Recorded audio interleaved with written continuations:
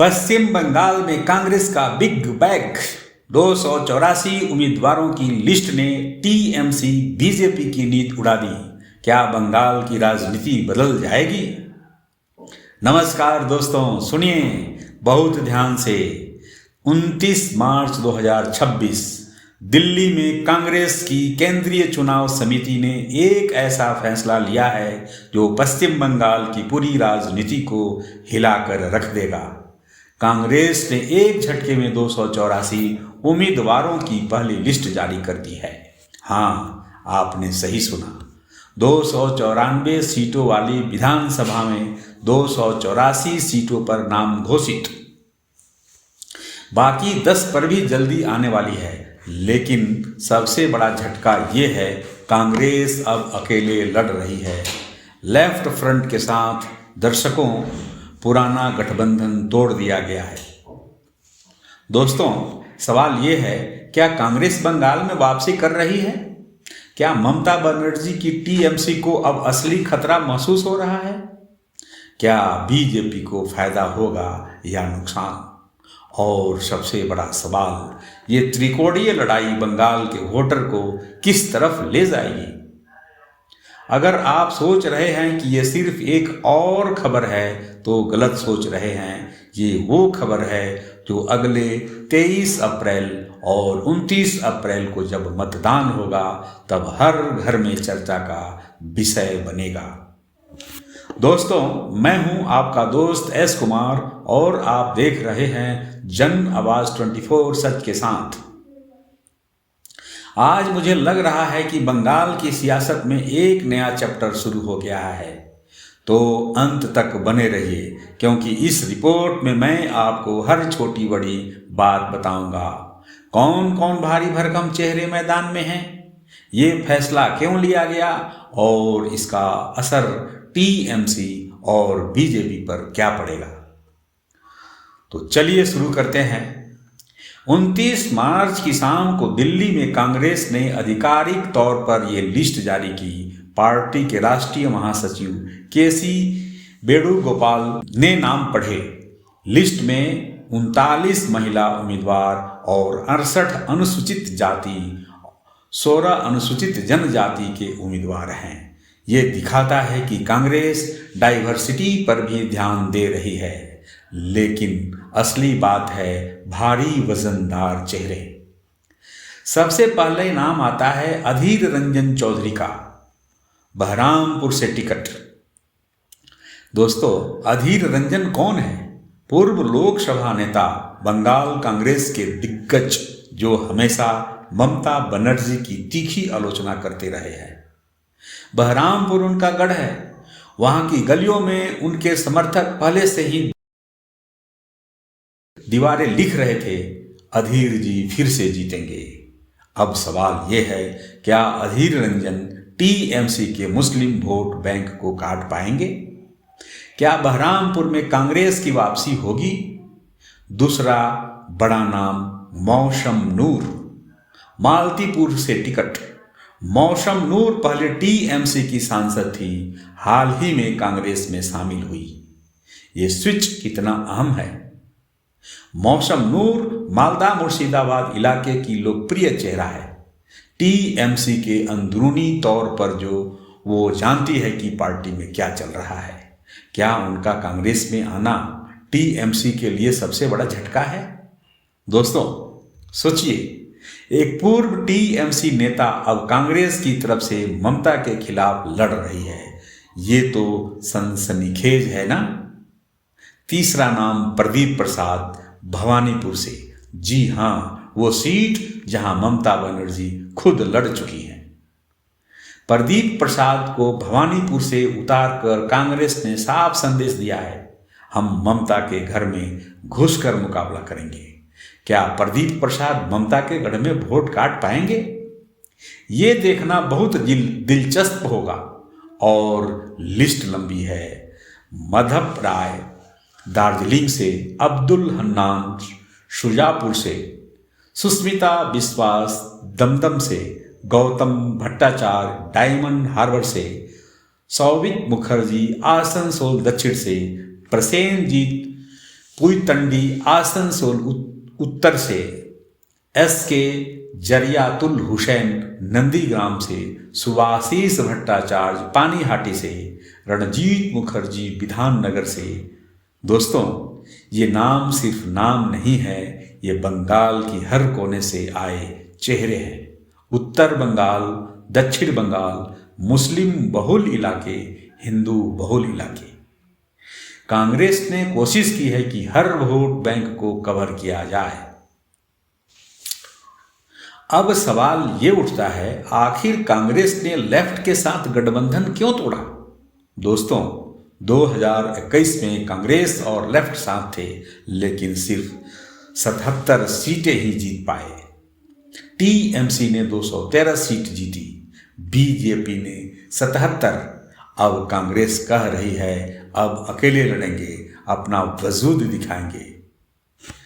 राहुल गांधी और मल्लिकार्जुन खड़गे ने रणनीतिक साफ की है, बंगाल में कांग्रेस को दोबारा खड़ा करना है। लेकिन क्या ये रणनीति काम करेगी? क्या वोट बंटने में TMC को फायदा होगा या BJP को फायदा होगा? ये सवाल हर बंगाली वोटर के मन में है। चुनाव की तारीख भी तय हो चुकी है। पहला चरण 23 अप्रैल 2026, दूसरा चरण 29 अप्रैल 2026। नतीजे मई में ही आएंगे। 2 चरणों में मतदान, लेकिन कांग्रेस ने एक साथ 284 नाम घोषित कर दिए। ये दिखाता है कि पार्टी तैयार है। दोस्तों, अब आते हैं असली मुद्दे पर, त्रिकोणीय लड़ाई। पहले लोग कहते थे बंगाल में सिर्फ TMC वर्सेस BJP, अब कांग्रेस ने तीसरा कोना बना दिया है। कई सीटों पर कांग्रेस पुराने कांग्रेस वोटरों को, मुस्लिम वोट को और गरीब हिंदू वोट को खींच सकती है।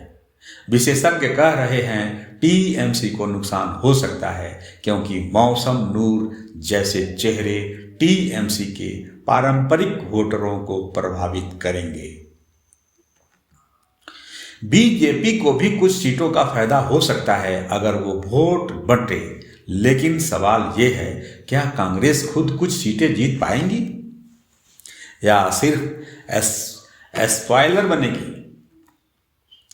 दोस्तों, मेरा अनुभव कहता है बंगाल की राजनीति कभी सीधी नहीं होती। यहाँ भावनाएं, जाति, धर्म और स्थानीय मुद्दे बहुत अहम है।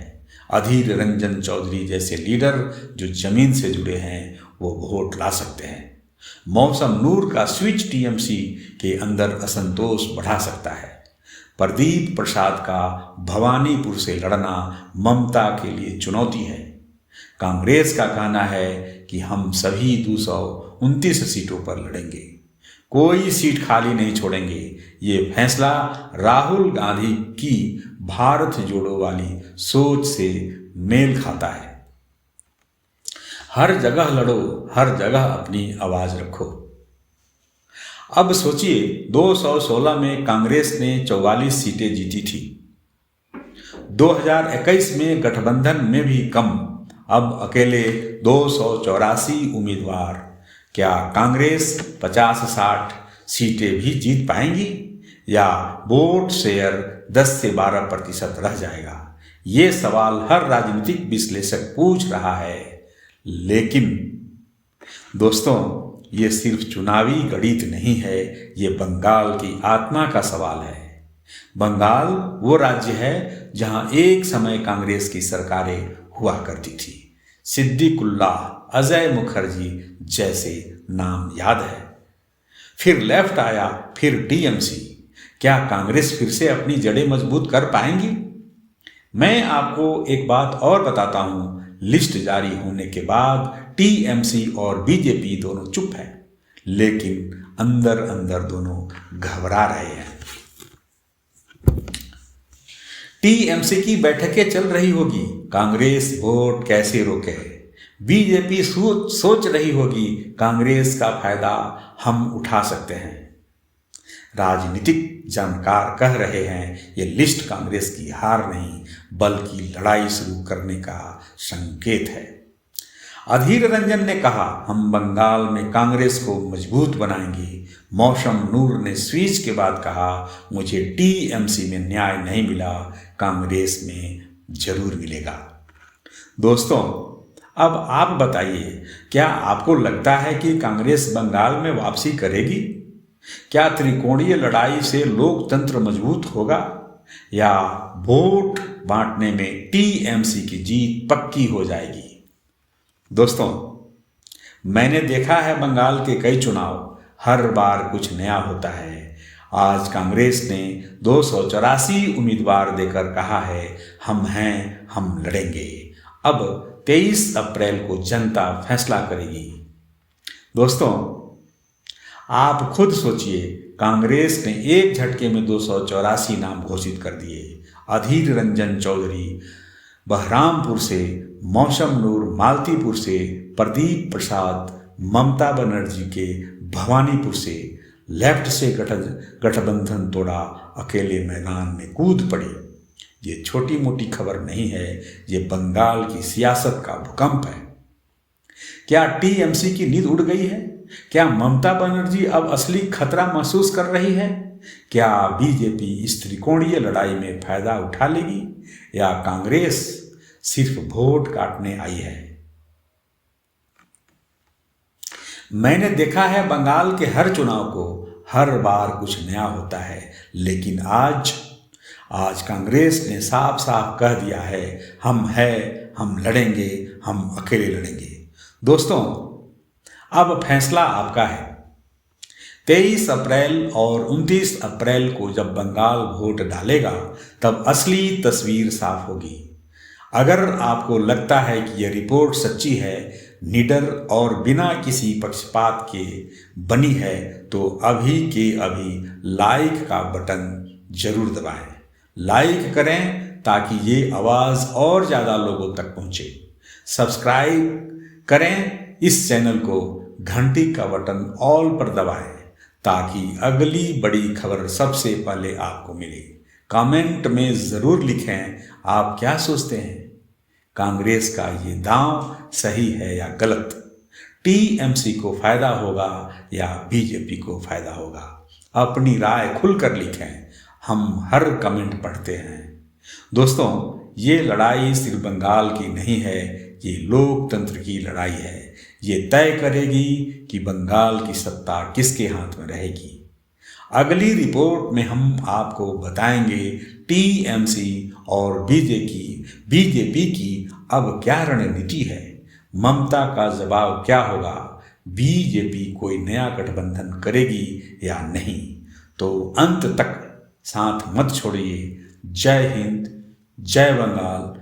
मिलते हैं अगली खबरों में। नमस्कार।